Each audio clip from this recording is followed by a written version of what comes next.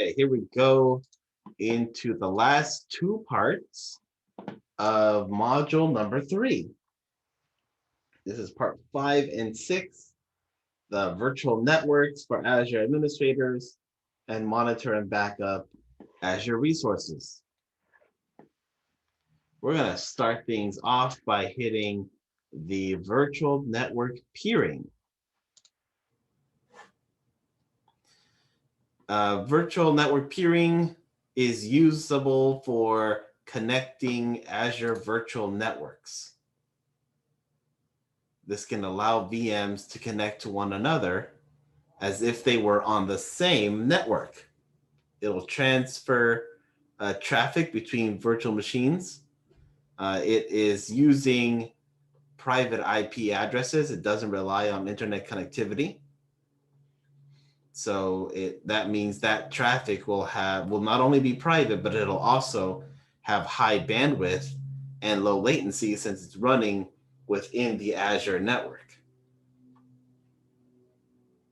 You can create the virtual network peering, which connects virtual networks in the same region, or you can use the global virtual network peering that connects out, between regions, like North Europe and West Europe.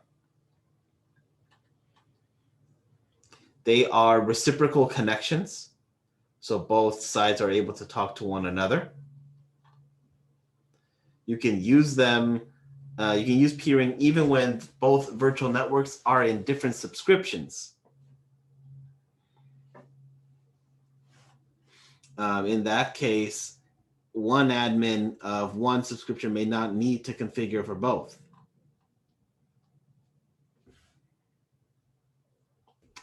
With virtual network peering, only virtual networks that are directly peered can communicate with each other. Virtual networks cannot communicate with peer of their peers. With network peering, you do have to keep in mind something very similar to things like with routing, where you can't use the same address space at both locations. You need to have different address spaces. That way they don't overlap.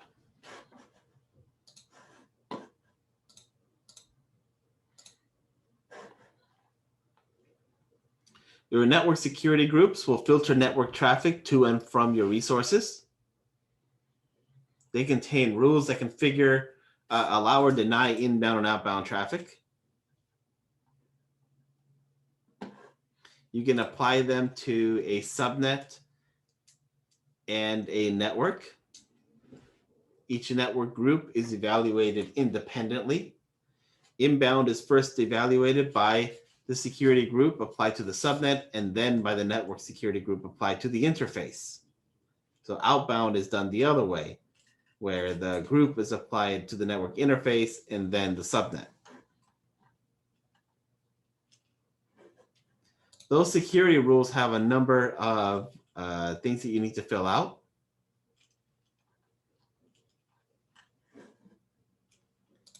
These are your default security rules that you will find, and of course you'll need to update and change them as necessary.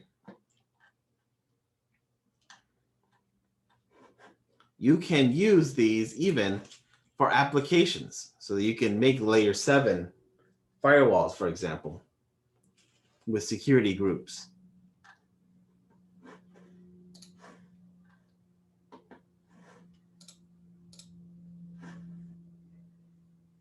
You can also use virtual network service endpoints to extend your private address space in Azure by providing a direct connection to a service.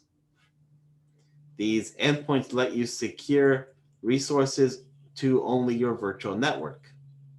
The service traffic remains in the backbone, so it does not go out to the world.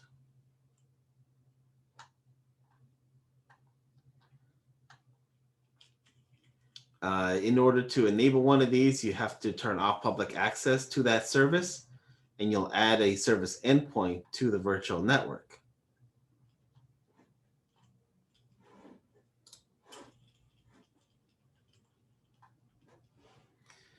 Resources that you've configured in this way, again, are not accessible from on-premise networks. To access them, you'll have to use another way, like an ExpressRoute, in order to access that storage that is now only available within the backbone of Azure.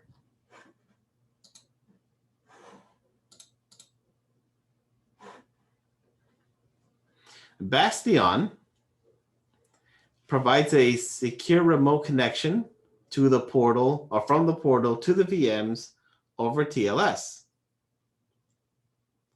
Azure Bastion is the same, or you provision it to the same VM network as your VMs or a peered virtual network. Then you can connect any VM together directly through the portal. You can use it to open RDP or SSH, for example. That way you can connect directly to RDP or SSH over a private IP. It's a fully managed platform service, so you don't have to use network security groups to the Bastion subnet. You can configure network security groups if you want. Once deployed, you can select Connect Bastion, use Bastion, and then use your signing credentials to get in. This way, any traffic initiated from Bastion to the target stays within the virtual network. It helps prevent port scanning, since those ports like RDP and SSH are not publicly exposed. Bastion sits at the perimeter, so you don't necessarily have to worry about 0 days. Integrates natively with things like the Azure Firewall, and you can use the service to monitor and manage remote connections.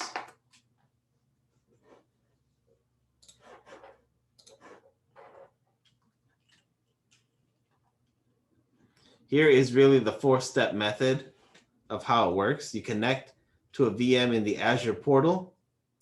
The browser connects to the Bastion host. The Bastion connects to the VM within the virtual network with RDP or SSH, and Bastion will stream the VM to the browser over HTML5.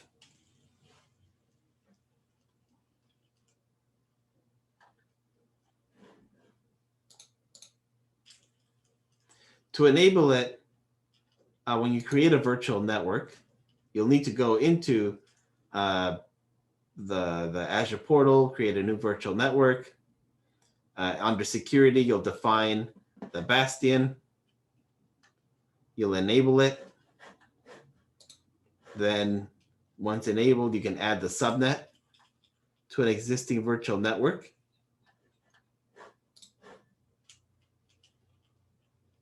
And select Bastion, use Bastion. And then you can select the subnet, create a public IP, and so on that you'll need in order to connect to it. Of course, you can do all this through PowerShell or Azure CLI. Once it's set up, you can use the Bastion to connect.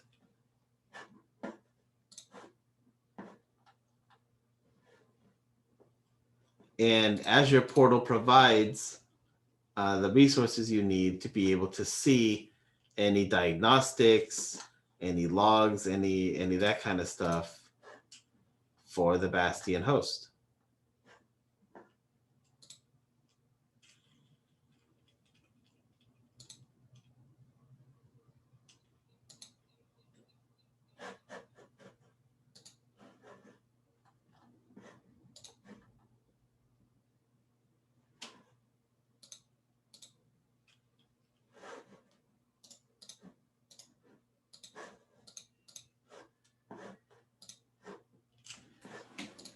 You can use a DNS zone within Azure.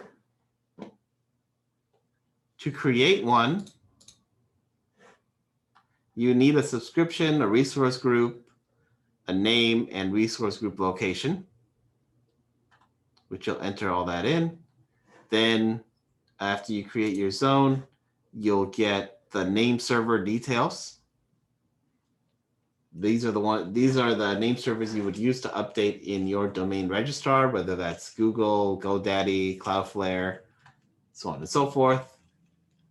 And then once you apply it there, you wait about 10 minutes or so, and then you can verify to see that it works. You can also do a, that's the public. There's also a private DNS zone that'll provide name resolution to a VM in a virtual network.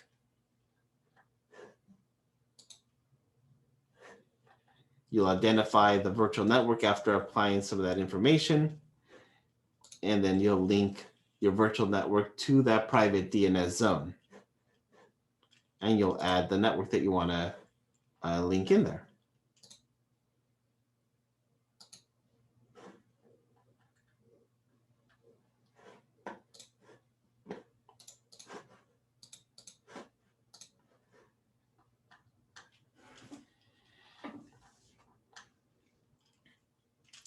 There is Azure Routing, that network traffic is automatically routed through subnets, virtual networks, and on-premise networks, controlled by system routes, which are assigned by default to each subnet in a virtual network. With these roles, any virtual machine that is deployed to a virtual network can communicate with all others in the subnet. You can't create or delete system routes, but you can override them by adding custom routes. This diagram shows an overview of the system routes and shows how traffic flow among subnets and the internet by default. You can see that from the diagram, the traffic flows freely among the two subnets and the internet.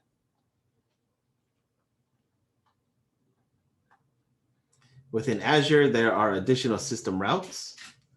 Azure will create the routes if the capabilities like network peering, service chaining, gateway, and endpoint are needed.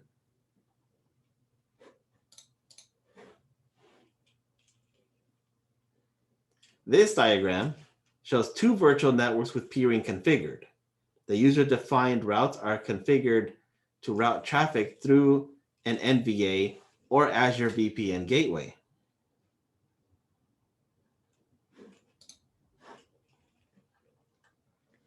A gateway is used to send encrypted traffic between Azure and on-premise over the internet, and also backwards. The gateway will contain routing tables and any gateway services that are needed. You can also set up border gateway protocol in your on-premise network and exchange routes with a virtual network gateway in Azure by utilizing BGP.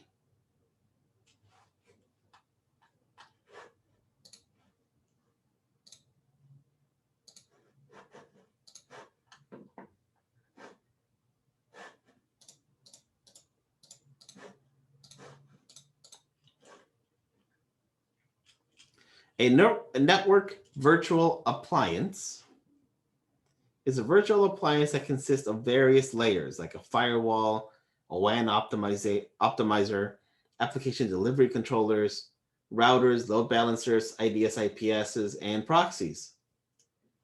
You can deploy your NVAs from the Azure Marketplace, like Checkpoint, Barracuda, Sophos, WatchGuard, SonicWall. Your goal with these would be to prevent unwanted or unsecured network from reaching your key systems.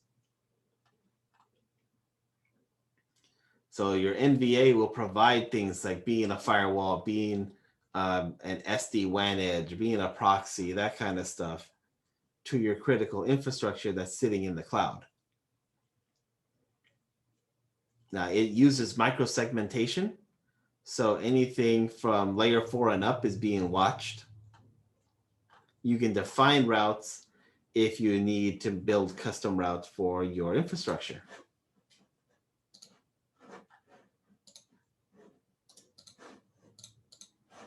Speaking of VPN, there is an entire VPN gateway already in Azure for you.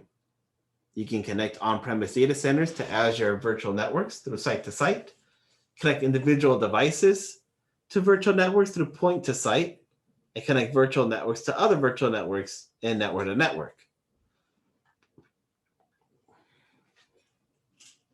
You can deploy one VPN gateway in each virtual network, but you can use one gateway to connect multiple locations, including other Azure virtual networks or on-premise data centers. You'll specify the type, either policy-based or route-based gateway. The main difference of the two types of VPNs is how traffic to be encrypted is specified. So if it's policy-based, it's specifying statically IP addresses of the packets that should be encrypted in the tunnel. It uses IKE version 1, uses static routing, and it's policy-based, so it's good for compatibility with legacy VPN devices. Route-based are the newer, who can do things like IPsec tunnels, who can manage connections between virtual networks, supports IKE version 2, uses any-to-any traffic selectors, can do dynamic routing protocols. For example, using BGP.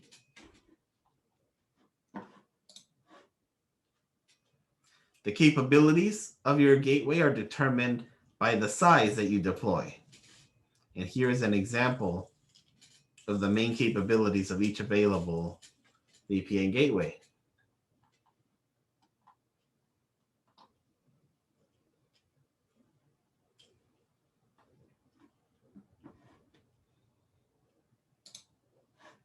You need all this in order to deploy a VPN gateway.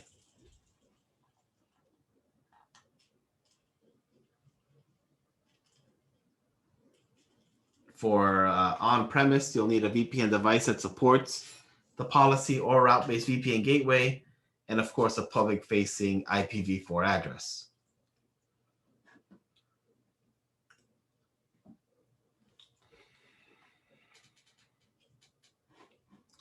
You can also set up these gateways for high availability scenarios. For example, the active standby.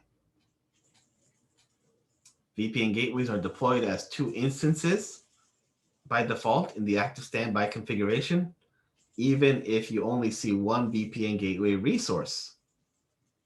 So when a planned or unplanned disruption occurs, the standby instance automatically assumes responsibility.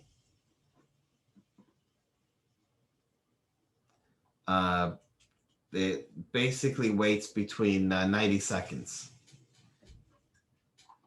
There is also the active-active. And with the support of BGP, you can deploy VPN gateways as active-active. So you can assign a unique public IP address to each instance and create separate tunnels for the on-premise to each IP address.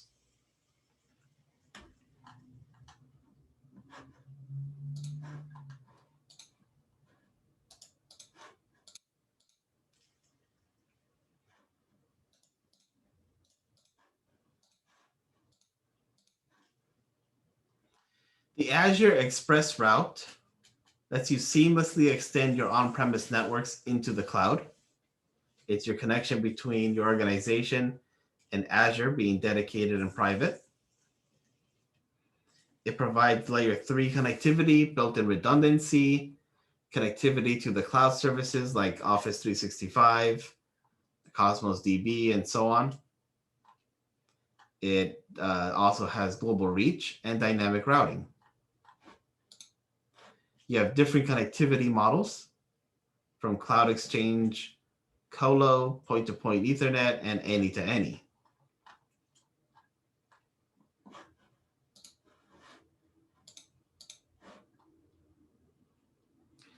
ExpressRoute is in all regions and locations.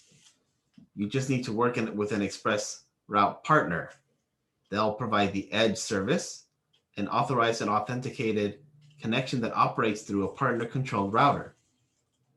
The edge service is responsible for extending your network to the Microsoft cloud.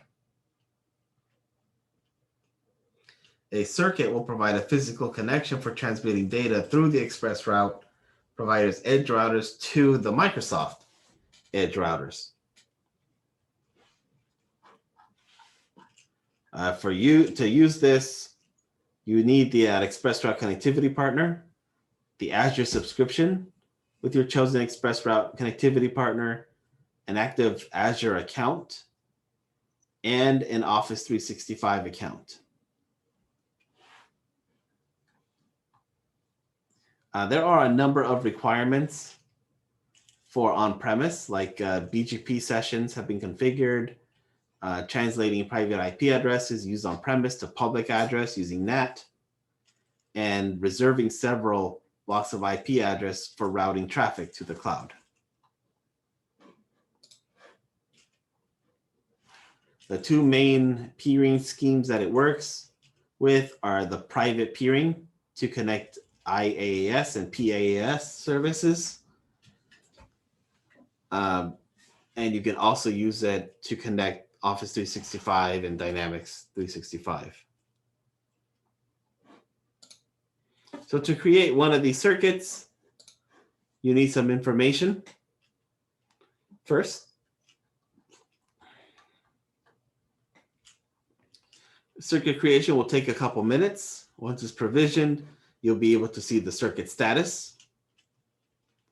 You'll send the provider the value in the service key to them so that they can configure the connection, and that may take a while.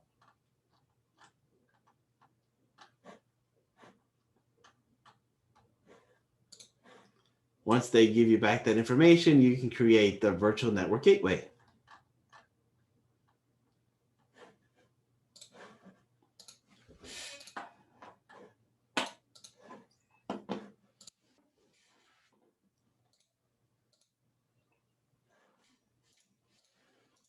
The load balancer.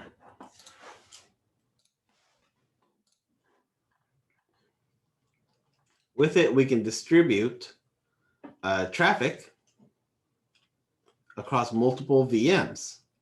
Load balancer can be used to scale applications and create high availability. They use hash-based distribution algorithm.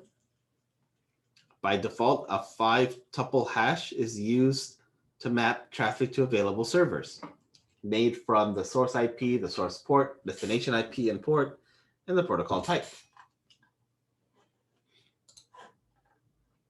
Your availability set is a logical grouping that you can use to isolate VM resources from each other when they're deployed. For example, SQL and IIS.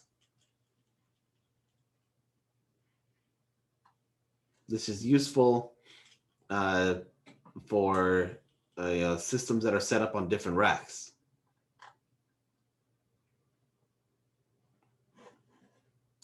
You also have the availability zones, groups of one or more data centers that have the independent power, cooling, and networking with copies of each other. So in case one goes down, the other one can take its place. This is all ways to load balance your whatever application or systems you're running.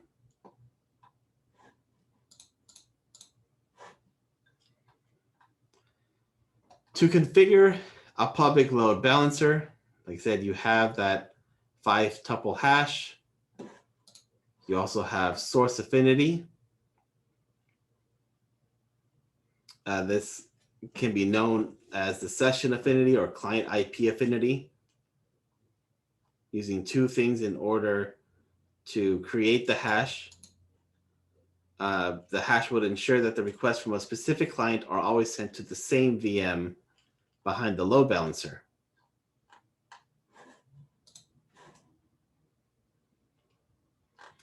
This is where you would select the source affinity for it. So you can add session persistence through the Azure portal.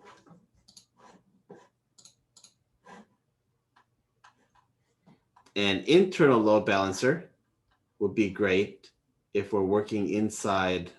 Now, if we have a lot of traffic that we're processing within the backbone of Azure. The difference for an internal is for the type value, you would select internal. You would assign a private IP address, and you would place it in the protected virtual network that you wanted to handle the request.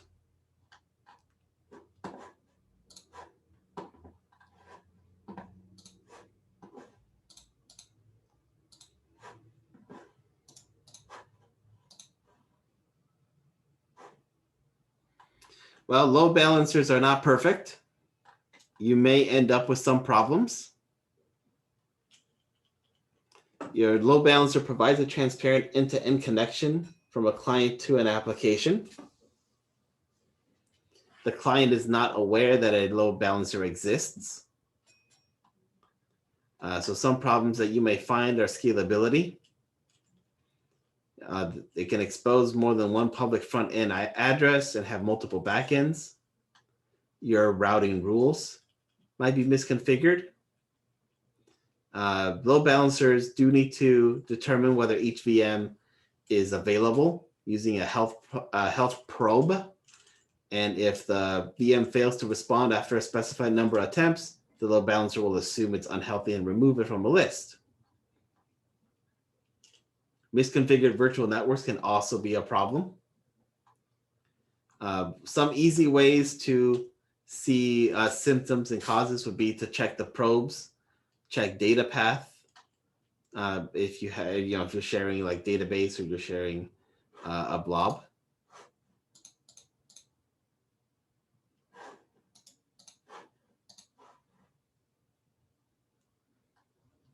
You can use the Azure Monitor to troubleshoot the load balancer and see the connectivity.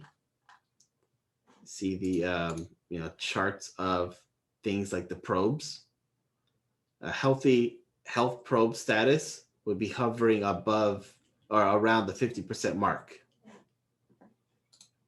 You can use the count aggregation to see another insight of potential problems. This second graph shows the health probe status and data path availability. Shows how many successful probes were done over time. Of course, you can view the service health, and then you'll get a much more detailed report on the health history of your load balancer. You can also monitor the workload from the load balancer to again see what VM isn't working or which one is taking too much.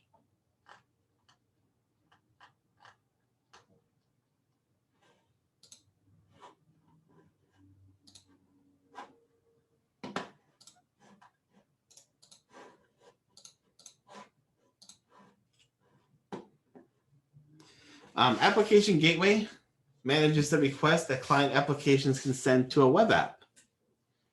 It'll route traffic to a pool of web servers based on the URL of a request. This is application layer routing. It tends to use path-based, sending requests to different paths of the URL to a different pool of backend servers.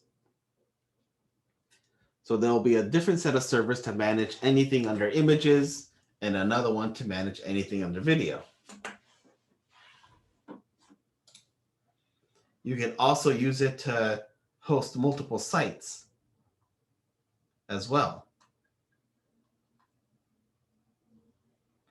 It can also do other things like redirection, rewrite headers, and custom error pages.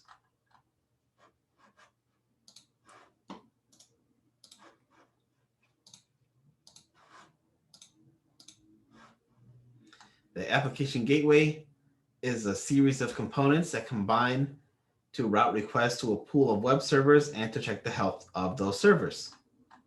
You have your front-end IP address, You have the listeners to receive incoming requests. You have the routing rules that binds the listener to a backend port. You have the backend pools themselves, a web application firewall. You have the health probes, any network requirements, options that go along with that gateway.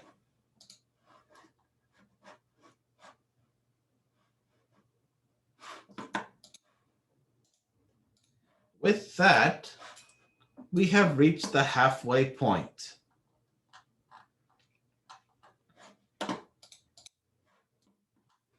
And we have part 6 now. Any questions before I move on to this last part?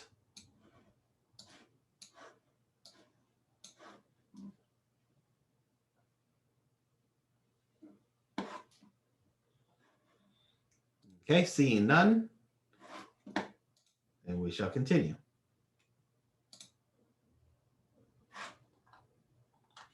Full stack monitoring is a complete approach to monitoring, triage, and diagnostics of an application, of infrastructure, and even security issues.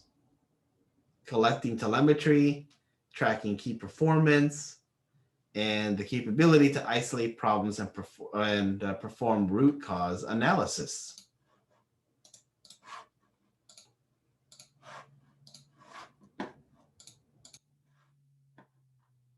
The Azure Monitor is a service for collecting, analyzing, and acting on telemetry from your cloud and on-premise environments. Helps you maximize the availability and performance of your applications and services. It'll help you enable or to detect and diagnose information from your applications, your infrastructure, and any platform issues. In most cases, you would start with Insight, which is a guided monitoring and troubleshooting for Azure resources.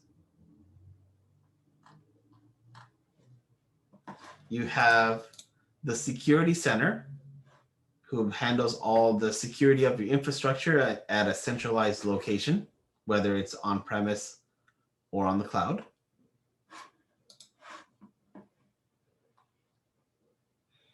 It is already natively integrated into Azure services, so you just have to enable it. There's also the Sentinel,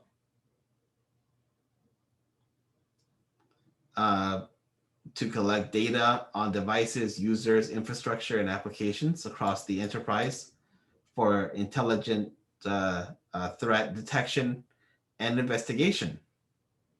You can use Sentinel to proactively hunt for threats and anomalies and respond by using orchestration and automation.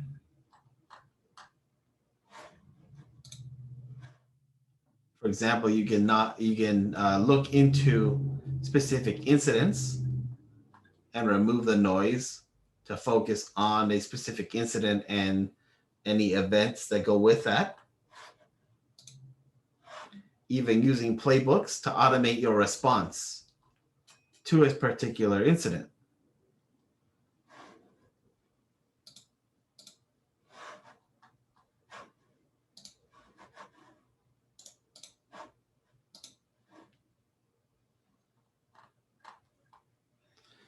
You can use it with your applications. It just has to be enabled. You have to enable the collection of monitoring data in Azure Portal.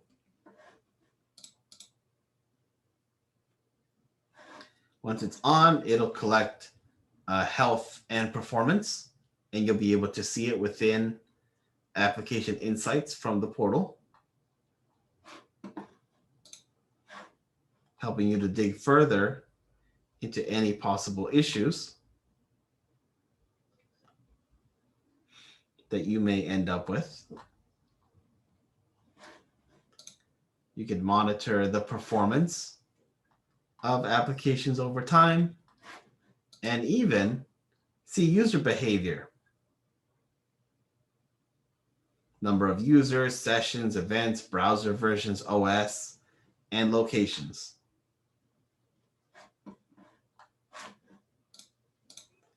You view the availability of an application as well.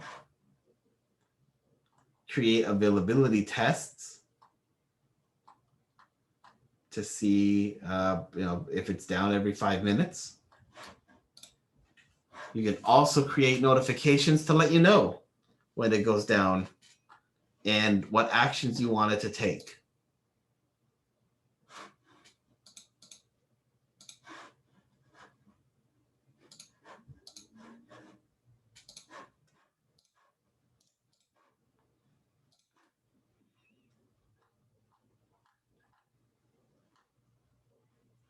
At scale, once it's enabled, you're assessing Azure Monitor for VMs. You can view the VMs and scale sets with the top end charts and top end list, as shown here. You can drill down the Azure Monitor logs for a specific event type. In Log Analytics, you can use it to make an inside map to show connections for the entire resource group, scale set, or even individual VM.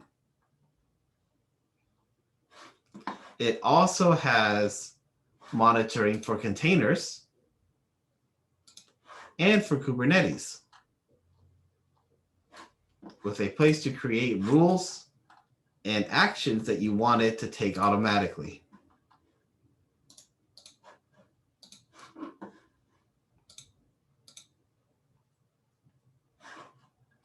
Using the Security Center, you can see the security posture of what you have. It'll recommend you what things you need to address, what things you should take actions on. You can use it to also protect threats. It'll let you know about potential issues. And again, you can set it up to respond automatically by making the playbooks. That way you don't have to do it yourself if it happens at 2 a.m. Or if you're busy, you can set up various incidents, gather information, and have it take action for you and just let you know what it did.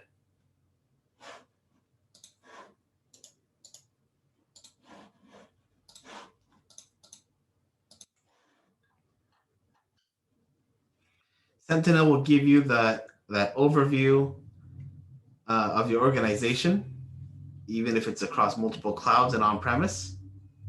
It avoids reliance on complex and disparate tools, uses enterprise-grade AI to identify and handle threats across your organization. You'll need to create a resource in the Azure portal for it. Then you'll collect data from sources, and the dashboard will show you all your data connectors, for example. You'll use the appropriate one to be the data connector for your data source. As your data is connected, Sentinel will begin to monitor and create all kinds of graphs and information for you that you can then create rules for following creation wizards. You'll be able to investigate any incidents that occur. You'll be able to see kind of like a ticket base. You see new events that are happening, things that are in progress, things that are closed. So you'll be able to take action and be able to keep track of those actions, who's assigned to, any of the details, to be able to handle whatever incident it's detected. So it helps build a paper trail as you deal with issues on the cloud. And again, you can build playbooks that Sentinel can use to automatically respond to. So if you see a issue happening over and over again, you can just create a playbook, use the Logic Apps Designer to configure a blank Logic app. And so for configuring for Sentinel, you choose the kind of trigger that you want and the step-by-step process that it will do. And then it'll take care of it for you. So you don't have to worry about it later.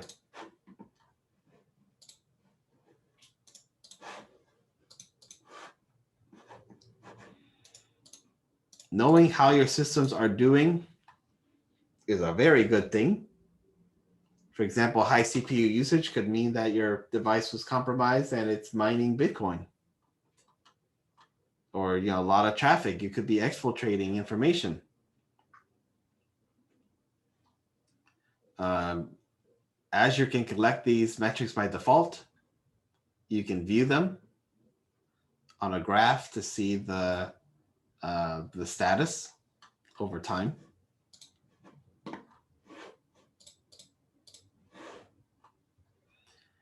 There are overview graphs that you can zoom all the way up to 30 days to 1 hour for various information.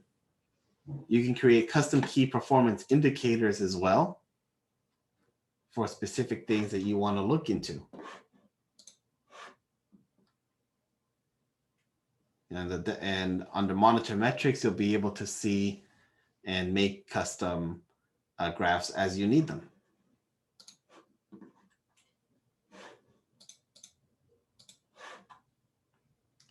You can install an extension to collect real-time performance metrics from guest OSs along with the logs and store them in an Azure storage account.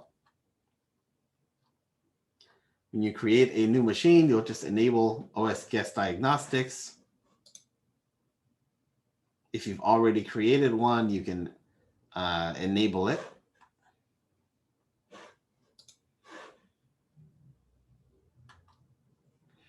Then you can configure that extension, but you have things like the performance counters, logs, crash dumps, syslog, all that kind of stuff. Define what you want to be able to see. And it'll start collecting all that for you. Speaking of logs, Azure Monitor has the metrics and logs, the two fundamental types of data. So it can grab things like application, OS, resource, subscription, tenant. You can turn on diagnostics for even things like SQL and add agents to them.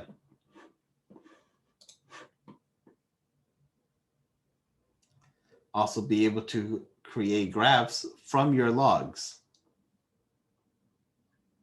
So you can log your data from Azure Monitor in a log analytic workspace. Azure provides an analysis engine and a rich query language. It'll show you, the context of any problems that are useful for identifying root causes. Your metrics will be values that describe some aspect of a system at a point in time. And you can capture these metrics in near real time. They're collected at regular intervals and are useful for alerting because of their frequent sampling.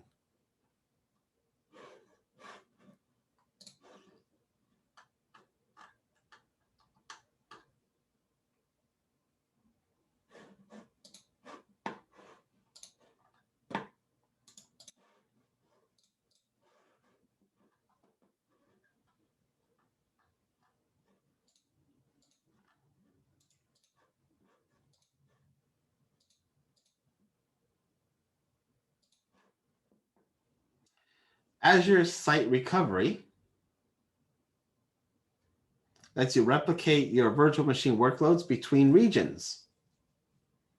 So if your organization suffers an outage by a hurricane, you can have another environment that will activate and your data is all safe and fine. This provides your VM protection, snapshots and recovery points, replication to another region, and disaster drills. Disasters will happen. It's always a matter of time. So you need to set up your environment accordingly. You can use the Azure Site Recovery to manage and orchestrate your DR process, your disaster recovery process, for your Azure stuff or on-premise systems. So you'll need the Recovery Services Vault, the target resources, any outbound network connectivity, and setting up replication.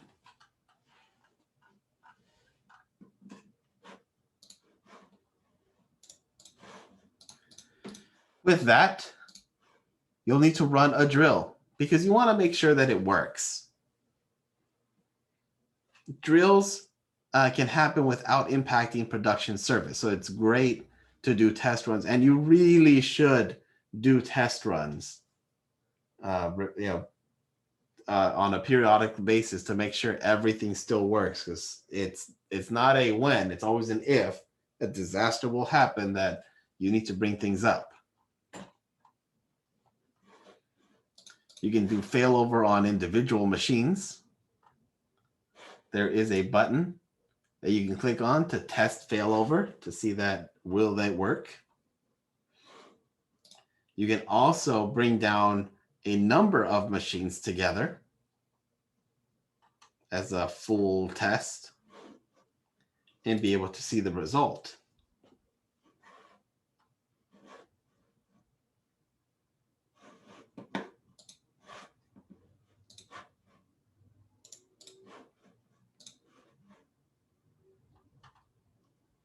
Lastly, when a VM is failed over, the replication performed by site recovery is no longer occurring.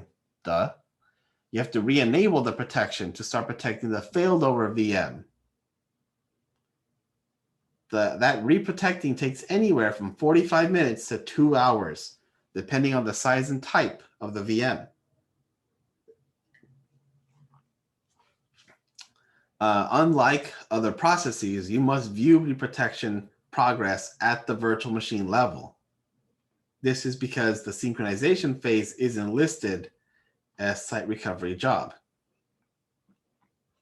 This picture here shows you the percentage, and this one is at 64% synchronized. So just because you have a plan and it takes effect because a disaster happened doesn't automatically mean it's going to start resyncing. You have to turn that back on, and you'll need to wait for it to be resynced again from your failover location.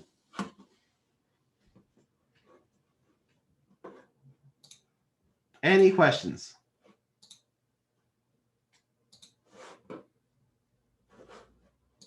Looking around. I see none. So I'll stop this recording.